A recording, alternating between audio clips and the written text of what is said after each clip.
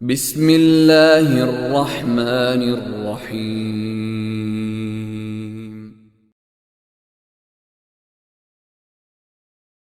لا حول ولا قوة الا باللہ العلی العظیم۔ اعوذ باللہ من الشیطان الرجیم۔ بسم اللہ الرحمن الرحیم۔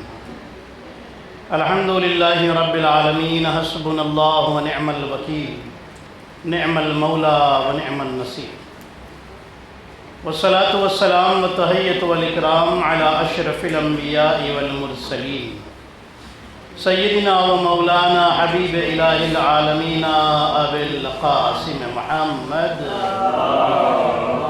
صلی اللہ علیہ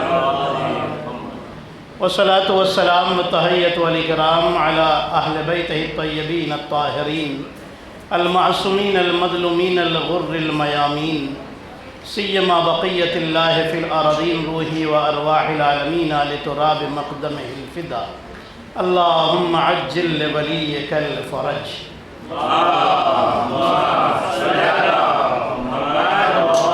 ولعنۃ اللہ علی اعدائہم اجمعین، اما بعد، فقد قال اللہ الحکیم۔ بسم اللہ الرحمن الرحیم۔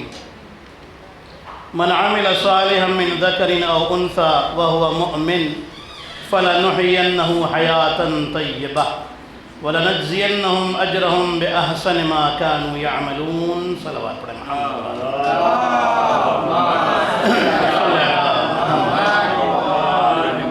تقریر کے آغاز سے پہلے آپ حضرات سے گزارش ہے، ایک مرتبہ سورہ الحمد اور 3 مرتبہ سورہ توحید کی تلاوت فرما کر مرحوم محمد عباس جعفر صاحب کی روح کو بخشیں۔ فاتحہ۔ الحمد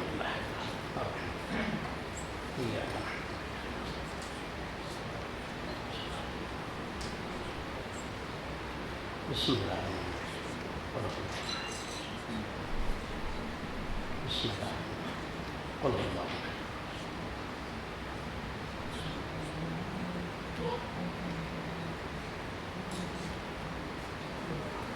ایک صلوات پڑھ لیں عظمت محمد اور آل محمد پر۔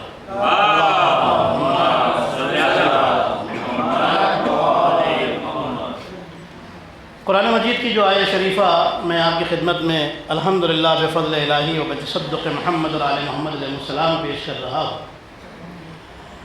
اس آیت میں قرآن مجید میں اللہ فرما رہا ہے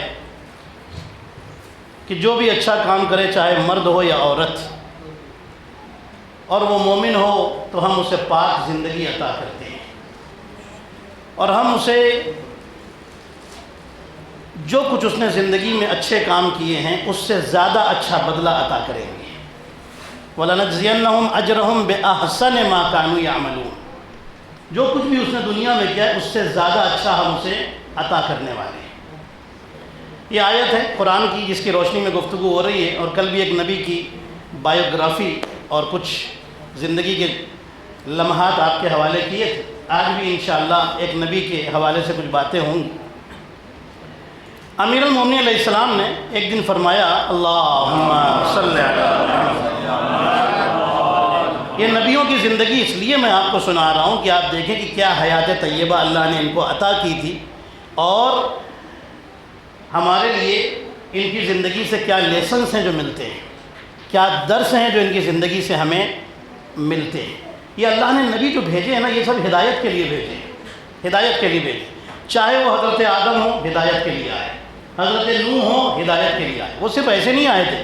حضرت نوح علیہ السلام کی زندگی بہت لمبی لکھی ہوئی ہے، روایتوں میں 950 سال لکھی ہوئی ہے حضرت آدم علیہ السلام کی، اور حضرت نوح کی زندگی 2200 سال کے قریب لکھی ہے، جسے آپ 900 سال سنتے ہیں۔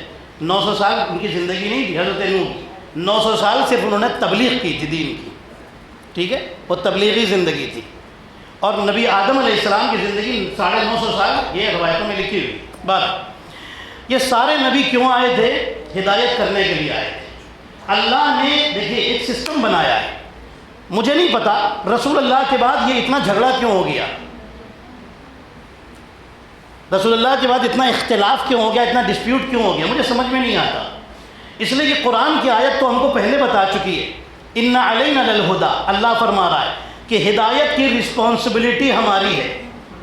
پیدا کر کے یوں ہی نہیں چھوڑ دیا اس نے، اس نے ہدایت کرنے والے بھیجے، اگر وہ نہ بھیجتا اور اس کے بعد قیامت میں جہنم میں اٹھا کے پھینک دیتا تو یہ ظلم تھا، انصاف کہاں تھا؟ تھا کہ نہیں؟ آپ مجھے بتائیں کہ ایک تو اس نے ہدایت کرنے والے بھیجے نہیں، تو ہدایت کہاں سے ملتی؟ اور اس کے بعد اللہ کہہ رہا تم ہدایت کے راستے پر کیوں نہیں چلے؟ تو یہ تو ظلم ہو جاتا نا۔ اس لیے اللہ اکبر، اس کا کرم تو دیکھیے، ہدایت لینے والے بعد میں آئے، ہدایت دینے والے پہلے اتارے۔ آدم جیسا ہدایت کرنے والا پہلے آیا، ہدایت لینے والے بعد میں آئے۔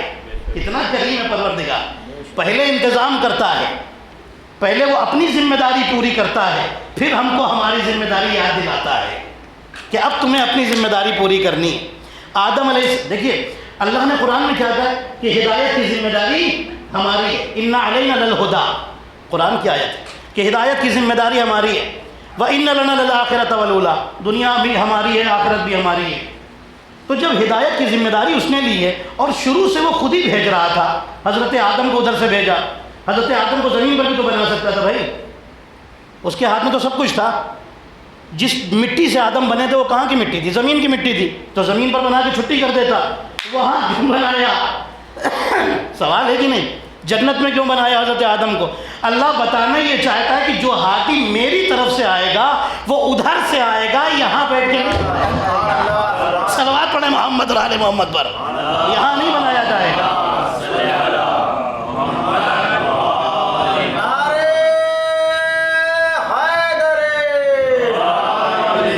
وہ ادھر نہیں بنے گا، وہ ادھر سے ہی بن کر کے آئے گا۔ کیا حضرت آدم یہاں کے نبی بنے تھے؟ آپ مجھے بتائیے، ادھر سے بن کے آئے تھے نا؟ تو بات تو اسی دن کلیئر ہو گئی کہ جو ادھر سے آئے گا وہ۔ اب سنیے، امیر المومنین نے ایک دن فرمایا، فرماتے ہیں کہ میں چوتھا خلیفہ ہوں۔ آپ حیران ہو گئے نا؟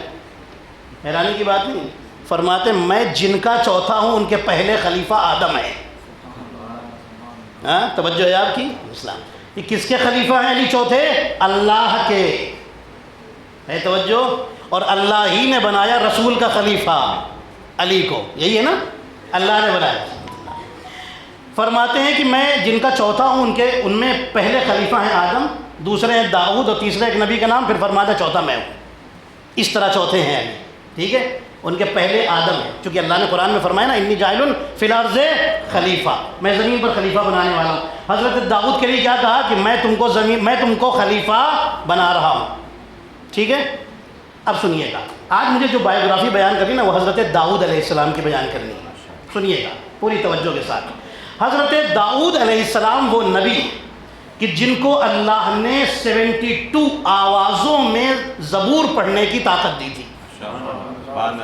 72 آوازوں میں وہ زبور پڑھتے تھے، اور اتنی خوبصورت آواز تھی کہ جب جنگل میں جا کر نبی داؤد زبور کی تلاوت کرتے تھے تو جنگل کے جتنے پرندے بھی دور دور ہوتے تھے وہ سب آ کر کے بیٹھ جاتے تھے۔ سارے جانور نکل کے، جو کونے کونے کہیں بھی ہونا، سب نکل کر کے، بلوں سے نکل کر کے بھی جانور باہر آتے تھے اور ان کی آواز سنتے تھے۔ حضرت داؤد کی اتنی خوبصورت آواز تھی، اتنی پیاری آواز، 72 آوازیں نکال کر کے وہ پڑھتے تھے زبور۔ زبور اللہ کی وہ کتاب ہے جو شب قدر میں نازل ہوئی، رمضان میں، یہ بھی زبور بھی، یہ چاروں کتابیں جو آئی ہیں توریت، زبور، انجیل، قرآن، یہ سب رمضان میں نازل ہوئی ہیں، ٹھیک ہے؟ زبور میں 150 سورے، قرآن کے سورے تو آپ کو پتہ ہی کتنے ہے نا، 150 سورے زبور میں تھے۔ اب سنیے گا، حضرت داؤد علیہ السلام کو اللہ نے ایک اور طاقت دی تھی کہ جب حضرت داؤد لوہے کو پکڑتے تھے، کوئی بھی لوہا جب پکڑ لیں تو لوہا کینڈل کی طرح ایک دم سافٹ ہو جاتا تھا ان کے ہاتھ میں، جیسے چاہتے تھے موڑ دیتے تھے، ایسا سافٹ ہو جاتا تھا، جیسے گرم کینڈل ہوتی نا، جیسے بھی آپ چاہیں ایسے لوہا ان کے ہاتھ میں ہو جاتا تھا۔ اب سنیے گا، اور یہ طاقت کب ملی ابھی آپ کو سناتا ہوں۔ حضرت داؤد علیہ السلام وہ نبی ہیں اللہ کے کہ روایتوں میں کہ ان کا ہاتھ میں اللہ نے اتنی مضبوطی دی تھی کہ شیر کے گردن کو پکڑ لیتے تھے، اور اگر شیر نے کسی بکری پر یا کسی اور جانور پر اٹیک کیا ہے تو اس کو چھڑا کے الگ بھی کر سکتے تھے، اتنی طاقت دی تھی حضرت داؤد کو، اور حضرت داؤد نے کیا کئی بار زندگی میں۔ اب سنیے حضرت داؤد کے جو آپ کو معجزے سنا رہا ہوں میں۔ حضرت داؤد علیہ السلام یہ وہ نبی ہیں، روایتوں میں لکھا ہے کہ ان کی اتنی پیاری آواز تھی، اور جنت میں، قیامت میں، جنت میں یہ اپنی آواز سے اللہ کی مناجات پڑھ کر کے مومنوں کو سنائیں گے، اور جس نے دنیا میں گانا سننے سے خود کو بچایا ہے وہی نبی داؤد کی آواز سنے گا. صلوات پڑھے محمد اور آل محمد پر. لکھا ہے تم. اب انسان کو خود ہی سوچنا ہے کہ کس کو داؤد کی آواز سننی ہے. حضرت داؤد کی آواز سننی ہے تو یہاں گانے کی آواز سے خود کو بچانا پڑے گا. اب سنیے, جب نبی داؤد اتنی پیاری آواز میں پڑھتے تھے نا زبور کی آیتیں, تو شیطان کو بڑی تکلیف ہوتی تھی. شیطان نے کہا سارے لوگ بھاگ کے جا رہے ہیں انہیں سننے کے لیے, کسی کو میں بہکا نہیں پا رہا ہوں تو کیا کروں. اب اس نے اسی دن سے بانسری بنائی اور لوگوں کو بجانا سکھایا تاکہ لوگ داؤد کو چھوڑ کر کے بانسری سننا شروع کر دیں. اب سمجھ گئے آپ, بانسری سمجھتے ہیں نا, جس کو بجاتے ہیں, یعنی ایک لکڑی کے اندر ہول کر کے اس میں کچھ سوراخ بنا کر کے اور بجانا اور الگ الگ آوازیں گلے سے نکالنا, اس طریقے سے بجانا. یہ شیطان نے داؤد کی اپوزٹ میں, ضد میں شروع کیا تھا. غور کیا آپ نے عزیزان محترم؟ اس لیے اپنے بچوں کو ہمیشہ ناچ گانے سے دور رکھیں. ایون اسکول میں بھی ہے تو مت بھیجیے اس دن جس دن ناچ گانے کا پروگرام ہے. ابھی سے آپ سکھائیں گے نا تو بڑے ہو کر کے پھر آپ کو سکھانا نہیں پڑے گا, پھر یہ خود دور رہیں گے, خود کو بچائیں گے. اگر ابھی سے آپ نے ان پر تھوڑا سا محنت کر لی نا تو آگے چل کے آپ کو محنت نہیں کرنی پڑے گی, پھر یہ خود کو بچائیں گے. ہاں, پھر اسکول کو مت دیکھیے کہ اسکول میں وہ کتنا بڑا پرائز ملنے والا, چھوڑ دیجیے پرائز. اگر بچے کو آپ نے نہ بھیجا تو اللہ آپ کو بھی پرائز دے گا, بچے کو بھی پرائز دے گا. صلوات پڑھے محمد اور آل محمد پر. جی یہ ہے اللہ محترم, کتنا بڑا ثواب ہے اور کتنا بڑا آپ نے کام کیا, بچے کی تربیت کر دی, اچھی تربیت کر دی, ہے نا. اب سنیے گا, بنی اسرائیل, اب میں یہاں سے ہسٹری پوری شروع کرتا ہوں حضرت داؤد کی. تیار ہیں آپ سننے کے لیے؟ چلیے. بنی اسرائیل نبی موسیٰ علیہ السلام کی قوم ہے. نبی موسیٰ علیہ السلام کے انتقال کے بعد یہ اور گناہوں میں ڈوبتے چلے گئے. نبی آتے رہے, نبی موسیٰ کے بعد دوسرے پروفٹس آتے رہے, کسی کی نہیں سنتے تھے. بہت ضدی قوم تھی, نہیں سنتے تھے. بہت سارے پروفٹس آگے چلے گئے. اب اللہ نے ایک نبی کو بھیجا جن کا نام تھا اشموئیل. یہ اشموئیل نبی آئے, یہ بھی نبی تھے, بنی اسرائیل کے نبی تھے. انہوں نے حضرت اشموئیل نے لوگوں کو سمجھانا شروع کیا, نہیں مانے, پھر بھی گناہوں میں ڈوبے رہے, اللہ کو بھول چکے تھے, بالکل اللہ کو بھولے بیٹھے ہوئے. اب اللہ نے ایک بادشاہ کو اس شہر میں بھیجا. وہ بادشاہ بہت ہی ظالم تھا, ایسا ظالم تھا کہ مردوں کو مارتا تھا, عورتوں کو کنیز بنا لیتا تھا, بچوں تک کو نہیں چھوڑتا تھا. وہ مار کاٹ اس کی عادت تھی. اتنا ظالم آدمی تھا یہ بادشاہ جو اس شہر میں آیا ہے. بنی اسرائیل والے جب تھک گئے نا اس کے ظلم سے, اب آئے اشموئیل کے پاس اور کہنے لگے آپ ہمارے لیے کوئی ایسا بادشاہ بنا دیں کہ ہم اس کو لے کر کے جائیں اور جا کر کے اس سے لڑیں. اس کا نام, ظالم کا نام تھا جالوت, ٹھیک ہے, قرآن میں تذکرہ ہے. جالوت اس کا نام تھا کہ اس سے چل کر کے ہم فائٹ کریں. حضرت اشموئیل کہتے ہیں مجھے پتا ہے تمہاری صرف باتیں ہی باتیں ہیں, اگر میں نے بادشاہ کسی کو بنا بھی دیا اللہ کے حکم سے تو تم نہیں آنے والے ہو. کہنے لگا نہیں ہم آئیں گے. پوری توجہ رکھیے گا میری طرف, جو میں آپ کو بتانا چاہتا ہوں کہ میں بہت ہی محنت کر کے آپ کی خدمت میں یہ باتیں پیش کر رہا ہوں. کہنے لگے مجھے پتا ہے تم نہیں ہو. کہنے لگے نہیں ہم پرومس کرتے ہیں آپ کے ساتھ آئیں, ہم سچے ہیں آپ کے لیے, ہم آئیں گے. اشموئیل نے کہا ٹھیک ہے کوئی بات نہیں, چلو میں اللہ سے پوچھتا ہوں کہ کس کو بنایا جائے, پھر میں بنا دوں گا. اللہ کا حکم آیا کہ ان کے بیچ میں ایک آدمی رہتا جس کا نام ہے طالوت. اس طالوت کو ان کا حاکم بنا دو, رولر بنا دو, بادشاہ بنا دو, سردار بنا دو, ٹھیک ہے. رولر کس کو؟ طالوت کو. ادھر کون ہے ظالم؟ جالوت. جیسے ہی اشموئیل نے کہا کہ میں طالوت کو بنانے والا ہوں نا, یہ بنی اسرائیل والے پھر بھڑک گئے, کہنے لگے اس کو بنائیں گے, غریب آدمی, ہم پیسے والے آدمی, ہمیں بھول گئے, اس کو بنائیں گے, اس کے پاس ہے کیا؟ اللہ کا حکم آیا ان سے کہو ان اللہ, قرآن کی آیت سنا رہا ہوں آپ کو سورہ بقرہ کی, ان اللہ اصطفاہ علیکم وزادہ بسطا فی العلم والجسم. اللہ نے اس کو چنا ہے اور اللہ نے اس کو اس لیے بنایا ہے کیونکہ یہ جسم میں اور علم میں زیادہ ہے. مطلب یہ علم میں بھی تم سے زیادہ ہے اور طاقت میں بھی تم سے زیادہ ہے, اس لیے اللہ نے تمہارے اوپر اس کو حاکم بنایا ہے, سردار بنایا ہے, بادشاہ بنایا ہے. نہیں آپ نے غور ہی نہیں کیا. بھائی مجلس تو ہے تو مجلس کا, اس میں مجلس کی خوشبو تو آئے گی ضرور تقریروں میں, ہے نا. کیا کہا اللہ نے قرآن میں کہ اس کو بنایا جائے گا طالوت کو جالوت سے مقابلہ کرنے کے لیے. کیوں؟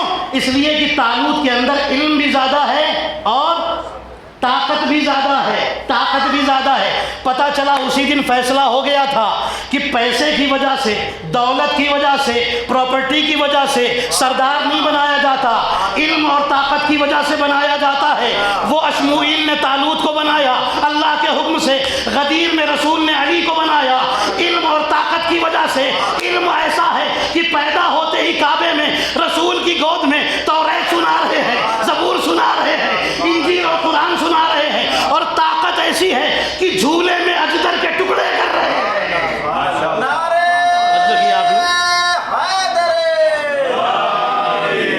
وہاں وہ بنے یہاں یہ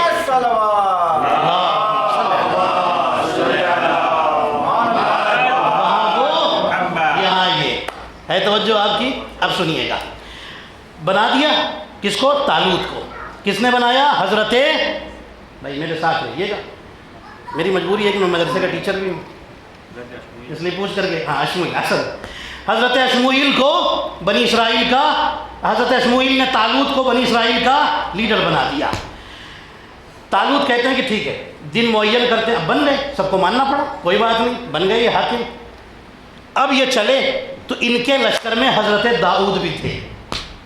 اب پہنچ گیا حضرت طالوت کے لشکر میں.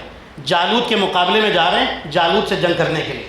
جب لشکر جا رہا ہے نا، طالوت آگے آگے، حضرت اشموئیل نبی ساتھ میں، حضرت داؤد نبی لشکر کے اندر. ٹھیک ہے، لشکر میں ایک فوجی کی صورت میں جا رہے ہیں. راستے میں ایک نہر پڑے، پانی کی ایک ندی آ گئی. اب سنیے یہاں پر امتحان کیسے ہوا. حضرت طالوت کہتے ہیں دیکھو وہ سامنے ندی ہے نا. کہنے لگے ہاں ہم کو بڑی پیاس لگی. بنی اسرائیل والا لشکر، ضدی قوم ہیں. کہنے لگے کہ ہمیں پیاس لگی ہے، پانی کا انتظام کیجئے. سامنے ندی تھی، کہا جاؤ وہاں پانی پیو، لیکن یاد رکھنا میٹھے پانی کی ندی.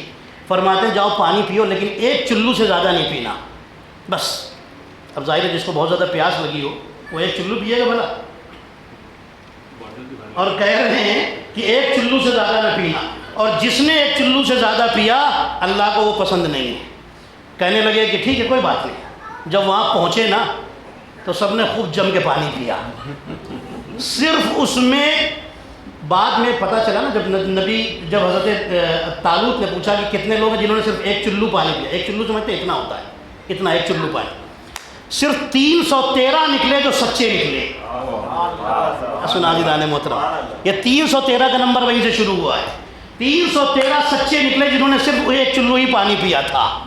ہمارے امام کو بھی تو 313 چاہیے. توجہ جی دانے محترم، 313 ایسے نکلے کہ جنہوں نے ایک چلو سے زیادہ پانی نہیں پیا تھا. اور جنہوں نے زیادہ پیا، لکھا ہے ہسٹری میں لکھا ہے، جنہوں نے زیادہ پیا ان کو بار بار پیاس لگ رہی تھی اور ان کے یہ لپس، یہ ہونٹ کالے ہو چکے تھے. اور جنہوں نے ایک چلو پیا ان کو بس پیاس اسی ٹائم بجھ گئی اور پھر انہیں جب تک جنگ نہ ختم ہو گئی تب تک پیاس نہیں لگی. اللہ، کیونکہ اللہ کے حکم سے کیا تھا نا تو پھر اللہ انتظام کرے گا. بنایا تو اسی نے ہے. توجہ جی دانے محترم. اب جنگ ہوئی. روایتوں میں لکھا ہے کہ جب یہ پہنچے نا جنگ کرنے کے لیے، دونوں آرمی سامنے، ادھر جالوت ادھر طالوت. یہ قرآن میں بھی قصہ لکھا ہوا ہے ان کا، ہاں آپ دیکھ لیجئے گا. ادھر طالوت ادھر جالوت، دونوں کے لشکر سامنے کھڑے ہیں. طالوت کے لشکر میں کون ہیں؟ 2 نبی، ایک ہے اشموئیل اور دوسرے حضرت داؤد. اب یہ جالوت جو ہے نا بڑا پاورفل بادشاہ ہے، بہت پاورفل. اس کی آرمی بھی بڑی پاورفل ہے. اب یہ تو پہلی بار لڑنے کے لیے آئے بیچارے سب، ہے نا. حضرت طالوت نے پوچھا کون ہے جو اس سے لڑنے جائے گا جالوت سے. سب بیٹھ گئے. حضرت داؤد آگے بڑھے، میں جاؤں گا. لوگوں نے کہا یہ ہم کو موقع ہی نہیں دیتے. توجہ ہے آپ کی. یہی تو ہوا تھا نا جنگ خندق میں، جب رسول کہہ رہے تھے کون جائے گا عمرو بن عبد سے لڑنے. علی آگے بڑھتے تھے، رسول بٹھا دیتے تھے تم بیٹھ جاؤ. کیوں؟ تاکہ یہ لوگ یہ نہ کہیں کہ ہمیں موقع نہیں دیا تھا، ہمیں چانس نہیں دیا تھا. ٹھیک ہے، اس لیے رسول 7 بار علی کو بٹھایا تم بیٹھو. دوسرے کوئی نہیں اٹھا، ہے نا جنگ خندق میں. اور لوگ کہتے رہے یا رسول اللہ اس سے لڑنے بھیج رہے ہیں، اس کے اندر 70 ہاتھیوں کی 40 ہاتھیوں کی طاقت ہے. اس کی تعریف کرنے لگے. کس کی؟ عمرو بن عبد کی، جو کافر تھا. ایک عالم دین کا بڑا پیارا جملہ ہے کہ عرب میں جب 2 بہادر سامنے ہوتے تھے نا تو پہلے اپنی شان بیان کرتے تھے. اس کو بولتے تھے رجز پڑھنا. رجس کا مطلب اپنی شان، میں نے یہ کیا، میں نے وہ کیا، میں نے وہ کیا. یہ عمرو بن عبدود ایسا تھا کہ اس کو اپنی شان بیان کرنے کی ضرورت ہی نہیں پیش آئی. وہ کہتے تھے اس لیے کہ رسول کے خیمے میں بیٹھے لوگ اس کی طرف سے پڑھ رہے تھے، صلوات پڑھ رہے محمد اور آل محمد پر.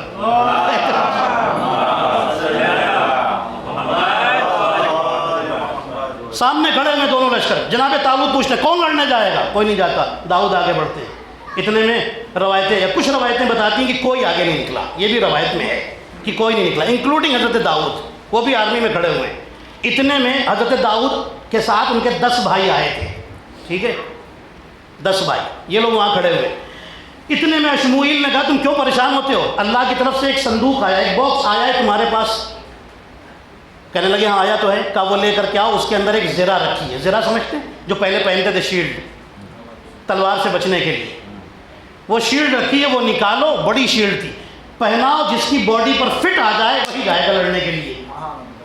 حضرت داؤد بہت دبلے پتلے تھے. وہ چوڑی، بہت لمبی چوڑی شیلڈ تھی. وہ لا کر کے ایک ایک کو پہنائی گئی، کسی کو بڑی کسی کو چھوٹی کی جو ایسے تو ہو رہی. جیسے ہی حضرت داؤد کو پہنائی گئی وہ سکڑ کر کے پوری فٹ ہو گئی. جیسے ہی فٹ ہو گئی پتہ چلا داؤد جائیں گے لڑنے. حضرت داؤد کوئی تلوار کوئی نیزہ کچھ لے کر کے نہیں گئے، صرف 3 پتھر ساتھ میں لے کے گئے. طالوت اپنے اونچے گھوڑے پر بیٹھا ہوا ہے، شان سے غرور سے دیکھ رہا ہے. انہوں نے ایک پتھر اٹھا کے سیدھا اس کے ماتھے پہ مارا. جیسے ہی مارا وہ نیچے گرا اور مر گیا.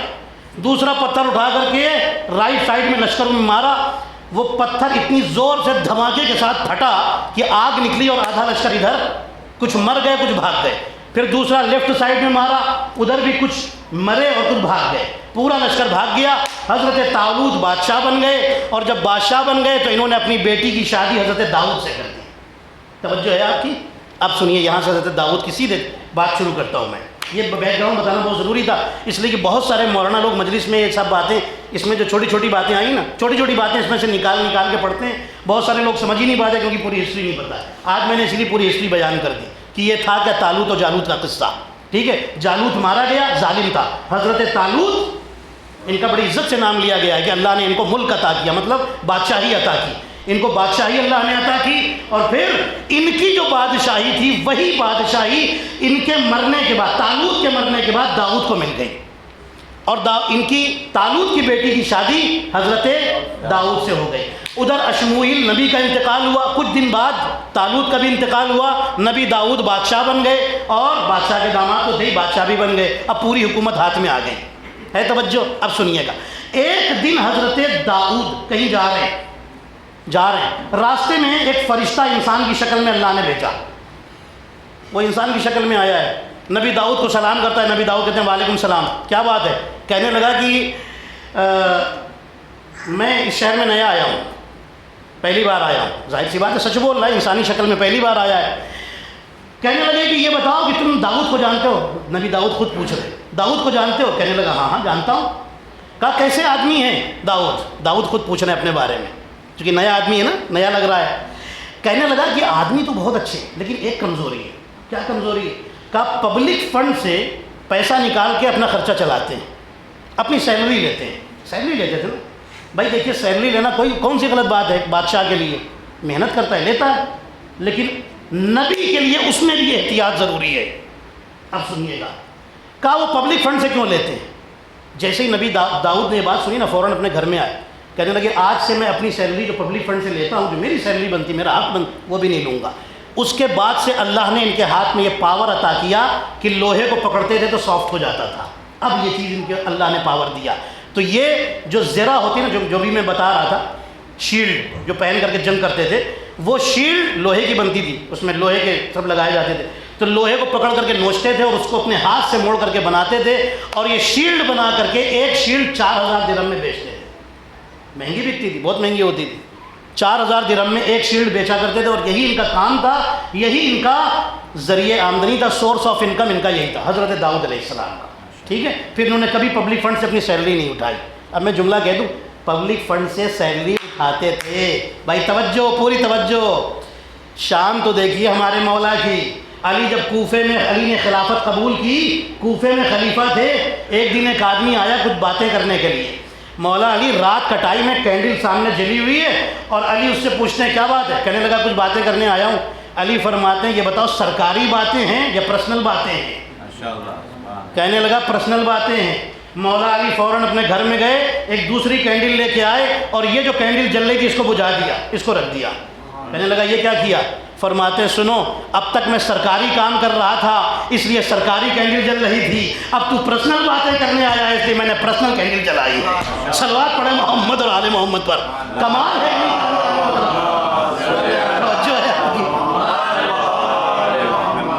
علی کو کسی فرشتے کو آگے بتانے کی ضرورت نہیں کہ یہ کرنا ہے اور یہ اچھا ہے اور یہ اچھا نہیں.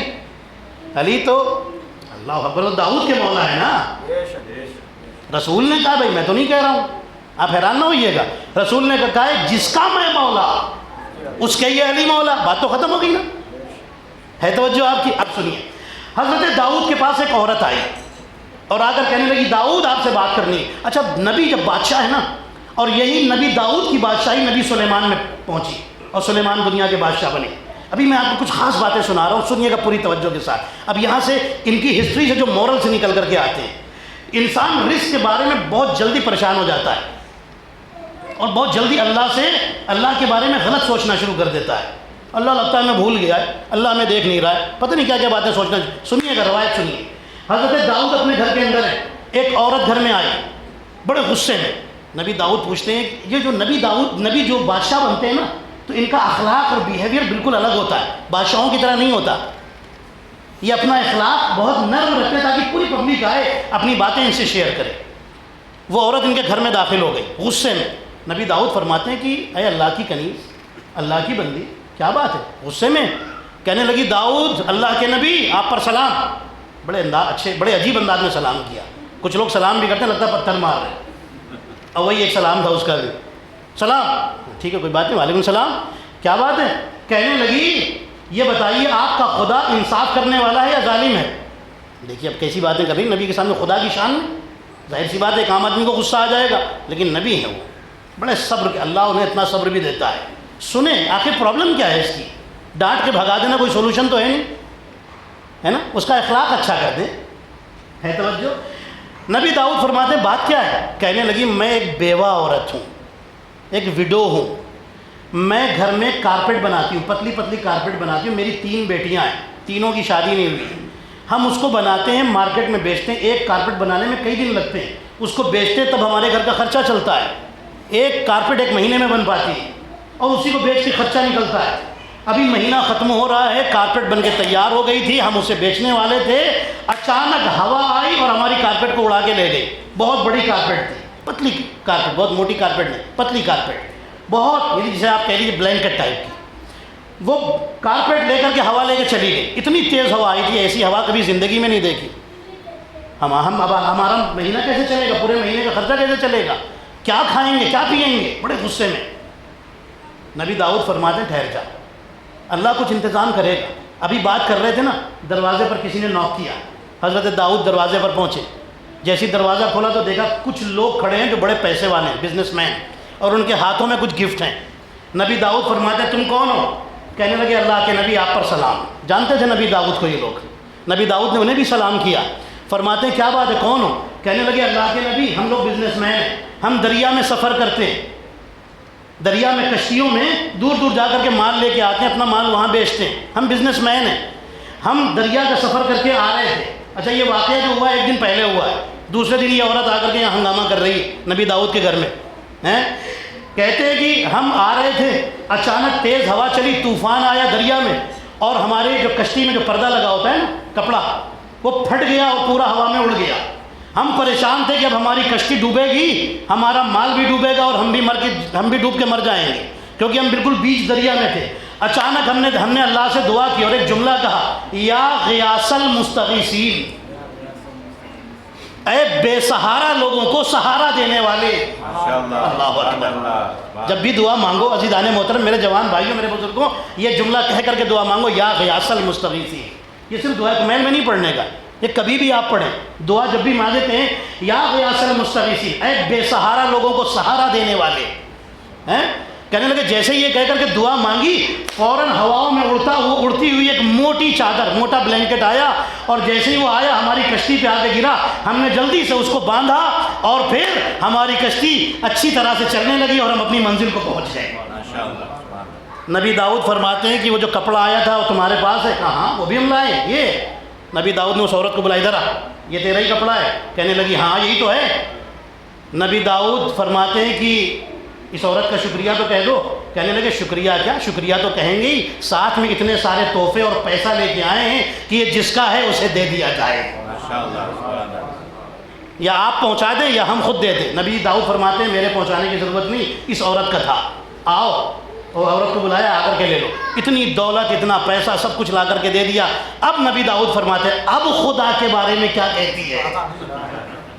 صلوات پڑھے محمد اور آل محمد پر. اب خدا کے بارے میں اس سے میسج کیا ملا عزیزان محترم؟ ایک اور میسج ملا کہ جب کوئی نعمت چھن جاتی ہے نا تو اللہ اس سے بڑی نعمت انسان کو عطا کر دیتا ہے. بس انسان صبر سے کام لے. تھوڑے دن لگ سکتے ہیں، تھوڑے مہینے بھی لگ سکتے ہیں، تھوڑے سال بھی لگ سکتے ہیں، ایسا بھی ہو سکتا ہے، لیکن اللہ ضرور دے گا، ضرور دے گا عزیزان محترم. اللہ کہتا مجھ سے دعا مانگو میں پوری کروں گا، پوری کروں گا. بندہ کہتا یہ مانگا تھا وہ تو پوری نہیں ہوئی. اللہ کہتا ہے تمہاری دعا کو ہم نے سیو کر لیا ہے قیامت کے لیے. جب تم یہاں پر آؤ گے تو تم نے جتنی دعائیں مانگی تھیں اتنا زیادہ تم کو یہاں پر اس کے بدلے میں نعمتیں دوں گا. اور روایتوں میں امام فرماتے ہیں جب بندہ مرنے کے بعد اپنی دعاؤں کے بدلے میں ان نعمتیں دیکھے گا جو دعائیں قبول نہیں ہوئی، ان کے بدلے میں جو ریوارڈ نعمتیں اللہ دے گا، جب ان نعمتوں کو دیکھے گا تو کہے گا میرے اللہ کاش ہماری دنیا میں ایک دعا بھی نہ قبول کرتا تو اچھا تھا. صلوات پڑھے محمد اور آل محمد پر. یہ امام جعفر صادق علیہ السلام کی حدیث ہے. اور کیا انسان کہے گا کاش کوئی دعا نہ قبول، اتنی بڑی نعمتیں یہاں مل رہی ہیں. اچھا وہاں تو زیادہ ضرورت ہے. یہاں کی زندگی کتنی ہے؟ 50 سال، 60 سال، 70 سال. اور آج کل جو کھانے آ رہے ہیں وہ تو ماشاءاللہ اور زندگی بڑھانے کی بجائے کم ہو رہی ہے انسان کی، ہے نا. جو فوڈ آ رہے ہیں آج کل آپ کو پتہ ہے سپر مارکیٹس وغیرہ میں جو بک رہے ہیں ان کی کیا حالت ہے، کیمیکل والے. خیر اب سنیے نبی داؤد علیہ السلام کی زندگی کا آپ کو 2 روایتیں اور سناؤں گا، پھر ایک مسجد الاقصیٰ جو بنی ہے بیت المقدس، یہ کس نے بنوائی اور کیوں بنی. سنیے گا، یہ اس کی بھی ہسٹری آپ کو سناؤں گا اور پھر میں غم کے بیان پر آؤں گا. سنیے گا. ایک دن حضرت داؤد علیہ السلام اپنے لوگوں سے کہتے ہیں کہ آج میں پہاڑ پر جا رہا ہوں، وہاں جا کر کے خدا کی عبادت کروں گا. دیکھیے جب میں بایوگرافی پڑھتا ہوں تھوڑا ٹائم تو لگ ہی جائے گا بایوگرافی میں، ہے نا، تھوڑا سا، زیادہ نہیں، مشکل سے بس 5-7 منٹ، اس کے بعد پھر غم کے بیان پر آ رہا ہوں. آپ تیار ہیں تو میں آگے بڑھوں.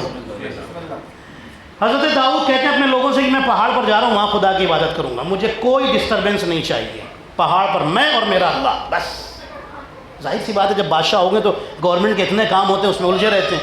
میں صرف آج وہاں جا کر کے عبادت کروں گا. پہاڑی پر، اونچی پہاڑی پر پہنچ گئے، وہاں جا کر اللہ کی عبادت کروں. اتنے میں حضرت جبرائیل آئے اور آ کر کہتے ہیں داؤد یہاں کیا کر رہے ہیں؟ کہنے لگے خدا کی عبادت کر رہا ہوں، کافی دیر ہو گئی ہے رات میں. یہاں کیوں عبادت کر رہے ہیں؟ کہنے لگے اس لیے کہ وہاں پر رہتا ہوں تو میں اللہ کی طرف کانسنٹریٹ نہیں ہو پاتا ہوں، اور لوگ آگے اپنے اپنے سوال، اپنی اپنی حاجتیں دن رات چالو رہتی ہیں، لوگ آتے رہتے ہیں اور سوال کرتے ہیں. میں یہاں پر اس لیے آیا تھا کہ سکون سے خدا کی عبادت کروں، میرا خدا میری طرف متوجہ رہے اور میں اپنے خدا کی طرف متوجہ رہوں. سنیے جیسے یہ جملہ کہا نا، جبریل نے حضرت داؤد کا ہاتھ پکڑا، کہا میرے ساتھ چلیے، میں خدا کی قدرت کا نظارہ دکھا دوں. سمجھ رہے نا بھائی؟ اردو تو میری سمجھ رہی، پہنچ رہی نا آپ تک؟ قدرت کا، اللہ کی قدرت کا نظارہ دکھا دوں. چلو بھائی، کہاں لے کر کے چلے اور سیدھے دریا کے اندر اتر گئے. دریا اتنی گہرائی میں گئے کہ جتنا کتابوں میں لکھا ہے کہ جتنا 40 دن تک انسان چل کر کے دور جائے گا، 40 دن کنٹینیو چلتا رہے، اتنی دور دریا کی گہرائی میں اتر گئے. آپ سوچئے نا، نجف سے کربلا کتنے کلومیٹر ہے؟ 80 کلومیٹر.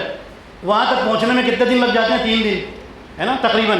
اور 40 دن جتنا ڈسٹینس ہو اتنی گہرائی میں اترے ہیں دریا کے اندر. جب وہاں پہنچے نا تو وہاں پر ایک پتھر پڑا تھا. حضرت جبریل نے اپنا ہاتھ مارا. ظاہر ہے نور کا ہاتھ جب پڑے گا تو کیا ہوگا؟ ٹکڑے ہو گیا پتھر. جیسے پتھر ٹکڑے ہوا اس میں سے کیڑے کو نکالا.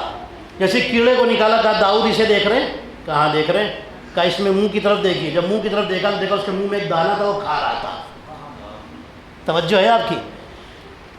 داؤد کہتے تم کیا دکھانا چاہتے ہو جبرائیل؟ جبرائیل کہتے ہیں میں آپ کو یہ بتانا چاہتا ہوں کہ اتنی گہرائی میں پتھر کے اندر یہ کیڑا بھی جب خدا کی عبادت کرتا ہے اللہ اس کی یہاں سے سن لیتا ہے، تو آپ زمین پر عبادت کریں تو کیوں نہیں سنے گا؟ صلوات پڑھیں محمد اور آل محمد پر۔ زمین پر جب خدا یہاں سے اس کی سن لیتا ہے اور یہاں اس کا رزق پہنچا دیتا ہے، سوچیے۔ اب ایک دن ایک اور روایت آپ کو سناتا ہوں۔ ایک دن حضرت داؤد، خیر کچھ پھر آگے، اب پہاڑ پر نہیں جاتے، اب آرام سے گھر کے اندر کرتے ہیں لیکن دروازہ بند کر لیتے ہیں۔ ایک دن کہنے لگے آج میں پوری رات عبادت کروں گا صبح تک خدا کی۔ سارے نبی ان کی عادت تھی عبادت کرنا اللہ کی، ہے نا؟ زندگی کا مقصد کیا ہے انسان کی؟ عبادت، اور یہ اپنے زندگی کا مقصد پورا کرتے تھے۔ کمرے کے اندر ہے، روم کے اندر ہے، بند کر لیا اندر سے، کسی کو اندر آنے کی اجازت نہیں، بالکل بند کر لیا۔ آج کسی سے نہیں ملنا، نو ملاقات، نو میٹنگ، کچھ نہیں، آج پوری رات صرف عبادت ہوگی۔ رات میں عبادت شروع کی، فجر کے بعد جب باہر نکلے نا اس کمرے کے، تو دیکھا سامنے ایک فراق بیٹھا ہوا ہے، مینڈک۔ اس مینڈک نے بولنا شروع کیا اور پوچھا اے حضرت داؤد کیا کر رہے تھے کمرے میں؟ عبادت کر رہا تھا۔ حضرت داؤد فرماتے میں عبادت کر رہا تھا۔ کہنے لگا سنیے، میں دریا کے پانی کے اندر 40 سال سے خدا کی عبادت کر رہا ہوں، 40 سال سے عبادت کر رہا ہوں، لیکن پانی کے اوپر اگر کوئی جانور بھوکا ہوتا ہے نا تو میں جلدی سے اوپر آتا ہوں تاکہ مجھے کھا کر کے اپنے پیٹ کی، اپنے بھوک کی پیاس، اپنی بھوک کو بجھا لے، ٹھیک ہے، سیراب ہو جائے، پھر وہ بھوکا نہ رہے۔ حضرت داؤد سمجھ گئے کہ یہ بتانا یہ چاہتا ہے کہ صرف کمرہ بند کر کے اللہ کی عبادت کافی نہیں ہے، بلکہ اگر کوئی مدد کے لیے بلائے تو اس کی مدد کرنا یہ بھی اسلام کا ایک قانون ہے۔ صلوات پڑھے محمد اور آل محمد پر۔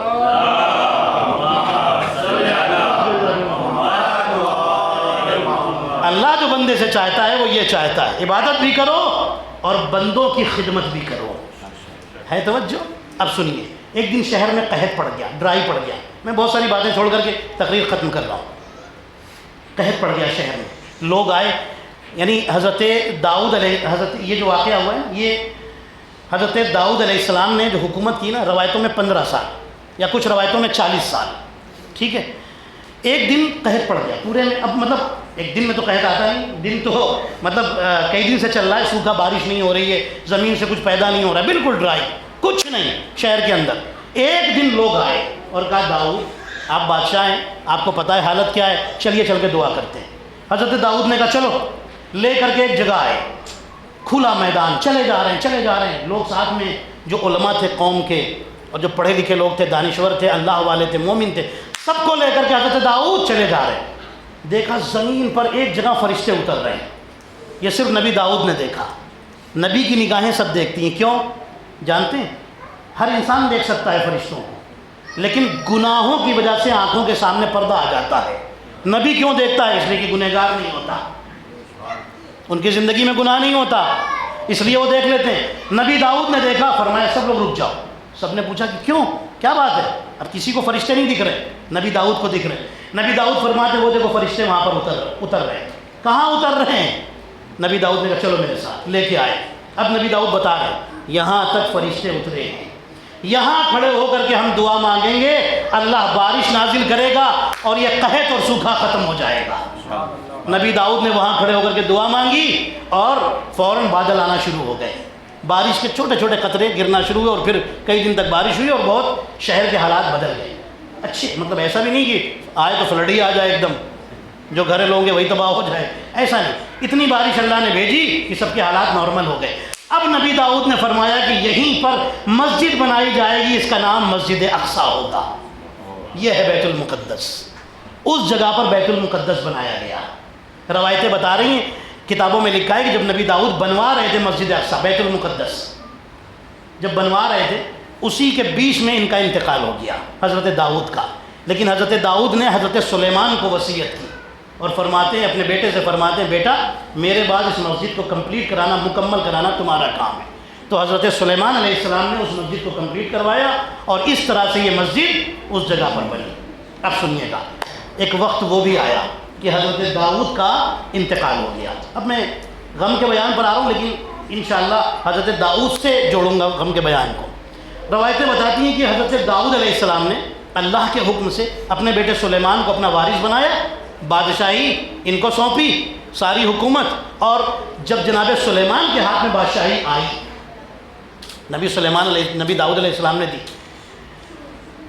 اسی وقت اللہ نے کائنات کے جتنے پرندے ہیں نا، برڈز، جانور، یہ وہ، جنات انات، سب کو ان کے کنٹرول میں دے دیا، سب کو ان کے کنٹرول میں دے دیا اسی وقت، اور بتا دیا کہ تمہارے کنٹرول میں سب دے دیا ہے. پوری دنیا پر حکومت کی حضرت سلیمان نے. آپ جانتے ہیں روایتوں میں لکھا ہے نبی داؤد کا انتقال ہوا، نبی سلیمان بہت روئے، اور اس کے بعد جنازہ تیار ہوا. جب جنازہ تیار ہو گیا نا، غسل کفن ہو گیا، تو معصوم کو معصوم نماز جنازہ پڑھاتا ہے. یہ بات یاد رکھیے، یہ ایک رول ہے، نبی کی نبی اور امام کی امام نماز جنازہ پڑھائے گا. یا نبی کا کوئی وصی ہے جسے اللہ نے بنایا ہے وصی، وہ پڑھائے گا. ٹھیک ہے، نبی کی یا تو نبی یا نبی کا جو وصی ہوگا، ولی ہوگا، جانشین ہوگا، سکسیسر اللہ کی طرف، وہ پڑھائے گا نماز جنازہ. یہی رول ہے، یعنی معصوم کی معصوم پڑھائے، بس یوں سمجھ لیجئے. نبی سلیمان نے نماز جنازہ پڑھائی. نماز جنازہ پڑھانے کے بعد جنازہ چلا، اسی بیت المقدس میں تو دفن ہے حضرت داؤد، وہیں پر قبر ہے، لے کے چلے. نبی سلیمان کو باپ سے اتنا پیار تھا کہ جتنے پرندے تھے، برڈز، ان کو حکم دیا کہ جب جنازہ چلے تو جہاں پر جنازہ لوگ لے کے چل رہے ہیں نا، کندھا دے کے چل رہے ہیں نا، جنازے کے اوپر ان پرندوں کو اپنے پر کھول کر کے اور چلنا ہے، تاکہ ذرا بھی دھوپ ان کے جنازے پر پڑنے. اللہ اکبر. میں نے روایت پڑھی نا، میری آنکھوں میں آنسو آ گئے. روایتوں میں لکھا ہے کہ سارے پرندوں نے اپنے پر کھول لیے اور نبی داؤد کے جنازے پر اس طرح سے سایہ کیے ہوئے ہیں اور جنازہ آگے بڑھ رہا ہے. اچانک جیسے ہی قبر کے قریب پہنچے تھے، نبی سلیمان نے دیکھا ایک پرندہ وہاں سے غائب ہے اور اس کی روشنی، دھوپ کی روشنی باپ کے جنازے پر پڑ رہی ہے. نبی سلیمان کو جلال آ گیا، فرماتے ہو پرندہ کہاں گیا؟ کیوں میرے باپ کے جنازے پر یہ تھوڑی سی دھوپ پڑی ہے، کیوں پڑی ہے؟ فوراً اس پرندے کو بلایا جائے. وہ پرندہ پھر آیا اور آ کر کے اس جگہ کو پر کر دیا اور پھر دھوپ نہیں پڑی. میں کہوں گا اے سلیمان، آپ کے باپ کے جنازے پر تھوڑی سی دھوپ لگی، آپ سے گوارا نہ ہوا. آئیے کربلا میں سید سجاد کو دیکھیے کہ یہ بیٹا ہے، ایسا بیٹا ہے کہ ہاتھوں میں ہتھکڑی ہے، پیروں میں بیڑی ہے، سامنے حسین کا جنازہ ہے جو جلتی ہوئی دھوپ میں سرزمین کربلا پر جنازہ پڑا ہے. لیکن بیٹا نہ باپ کو کفن دے سکتا ہے، نہ غسل دے سکتا ہے، نہ نماز جنازہ پڑھا سکتا ہے، نہ باپ کو دفن کر سکتا ہے، قیدی بنا کر لے جایا جا رہا ہے. روایتیں بتاتی ہے حسین پر اتنے پتھر مارے گئے تھے، اتنے پتھر مارے گئے تھے کہ جب زینب قریب آئی تھی نا، تو آ کر ایک جملہ کہا تھا، انتا اخی ابا عبداللہ، کیا تم ہی میرے بھائی حسین؟ عشرہ زینبیہ چل رہا ہے نا، بس 2 جملے مصائب کے سنیے اور مجلس ختم کیے دیتا ہوں. روایتوں میں لکھا ہے حضرت زینب وہ بی بی ہے کہ شام غریبہ میں سب سے زیادہ تازیانے اور کوڑے زینب کو مارے گئے ہیں، سب سے زیادہ زینب کو مارے گئے ہیں. ارے کیسے زینب کو مارے گئے؟ ایک راوی کہتا ہے کہ سب سے زیادہ میں دیکھ رہا تھا، یہ لشکر یزید کا سپاہی ہے، کہتا ہے سب سے زیادہ زینب کو تازیانے لگے ہیں. پوچھا گیا کیسے؟ کہنے لگا ارے جب ام لیلا کو کوئی تازیانہ مارتا تھا زینب سامنے آ جاتی تھی، جب ام فرح کو کوئی مارتا تھا زینب سامنے آ جاتی تھی، جب کوئی رمام کو مارتا تھا زینب سامنے آ جاتی تھی. امام زین العابدین سے مدینے میں جب واپس آ گئے تھے نا، قافلہ دربار قید خانہ شام سے واپس آیا تھا، کسی نے پوچھا کہ مولا ہم نے سنا ہے آپ کی پھوپھی زینب کے سر پہ ایک زخم کا نشان تھا، مولا وہ زخم کیسے لگا؟ فرماتے ہیں سنو، وہ زخم اس طرح لگا، چہرے پر زخم کا نشان تھا. فرماتے ہو چہرے پر زخم کا نشان اس طرح آیا، شام غریبہ تھی، جب ظالم بیویوں کے چادروں کو لوٹ رہے تھے تو خونی ملعون نیزہ لے کر آگے بڑھا، زینب کی چادر چھیننا چاہتا تھا. زینب علی کی بیٹی تھی، عباس کی بہن تھی، وہ بار بار اپنا ہاتھ اپنی چادر پہ رکھ کے روک لیتی تھی. ایک مرتبہ خونی نے